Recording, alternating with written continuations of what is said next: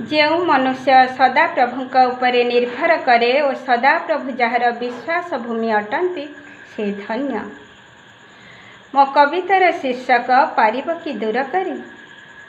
आकाशरु जह्न सागररु ढेउ पारिब कि दूर करी। जह्नरु जोछना बंशीरु मूर्छना अलगा हुए ना करी। फूलरु महक बिजुली चमक काढ़ी के पारिब कुह। शरीररु आत्मा चली गला परे अलोड़ा पलटे देह अलोड़ा पलटे देह। आखिरु सपन प्राणरु स्पंदन कोइली रतन परी केही काहाठारु अलगा रहिबा असंभव लागे भारी असंभव लागे भारी।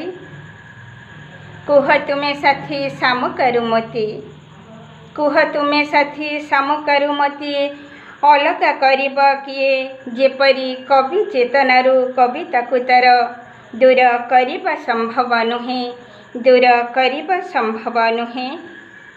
फूल फगुण मेघ श्रावण फूल फगुण मेघ श्रावण कोइला भितरे हीरा विचित्र बिंधाणी से सदा प्रभु रचिले आकाश धरा रचिले आकाश धरा।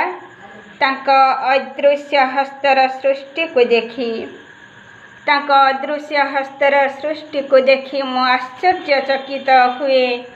असरंती प्रकृति संपत्ति मनुष्य को देले सीए मनुष्य को देले सीए।